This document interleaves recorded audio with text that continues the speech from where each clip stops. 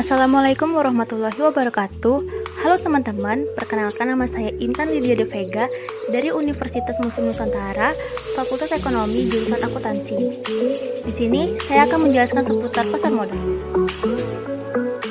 Apa sih pasar modal itu? Pasar modal merupakan kegiatan yang berhubungan dengan penawaran umum dan perdagangan efek perusahaan yang berkaitan dengan efek yang diterbitkannya. Pasar modal menyediakan berbagai alternatif bagi para investor seperti menabung di bank, membeli emas, asuransi, tanah, bangunan, dan sebagainya. Bagaimana perkembangan pasar modal dikaitkan adanya COVID-19? Wabah COVID-19 telah memberikan dampak serius hampir seluruh negara di dunia termasuk Indonesia. Adanya berbagai pembatasan di suatu negara sudah tentu berimbas pada aktivitas ekonomi. Presiden Joko Widodo sendiri angkat bicara mengetahui kondisi pasar modal yang saat ini sedang tergoncang yang sangat hebat disebabkan oleh virus corona ini.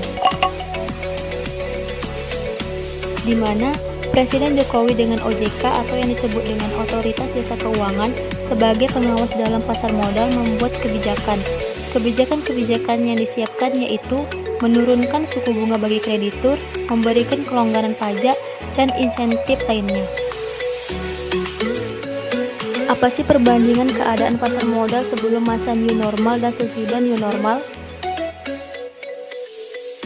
Memasuki era new normal di pertengahan 2020, pandemi coronavirus atau COVID-19 dari data terakhir 17 April 2020 menunjukkan indikator perdagangan mengalami penurunan 2019 dibanding akhir tahun 2019. Pada umumnya seluruh indeks sektoral mengalami penurunan secara year to date. Sektor yang mengalami penurunan paling dalam selama tahun 2020 yaitu sektor properti dan real estate sebesar 36,9%. Di sisi lain, sektor consumer good menunjukkan kinerja indeks relatif baik dibandingkan indeks acuannya. Pada bulan Maret 2020, transaksi mengalami peningkatan seiring diterbitkannya rangkaian kebijakan dan OJK melakukan stabilitas kondisi perekonomian dalam negeri. Pada bulan Mei 2020, dari sisi investor pada modal terdapat pertumbuhan jumlah investor 13% menjadi 2,81 juta investor, yang terdiri dari investor saham, reksadana, dan obligasi dibanding akhir tahun lalu.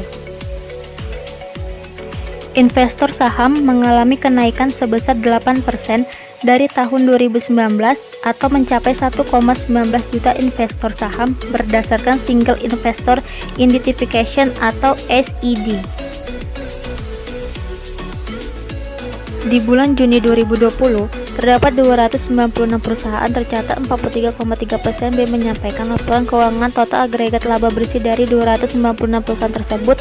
Kuartal 1 mencapai 63,4 triliun rupiah atau mengalami penurunan sebesar 19,71% dibanding periode sebelumnya.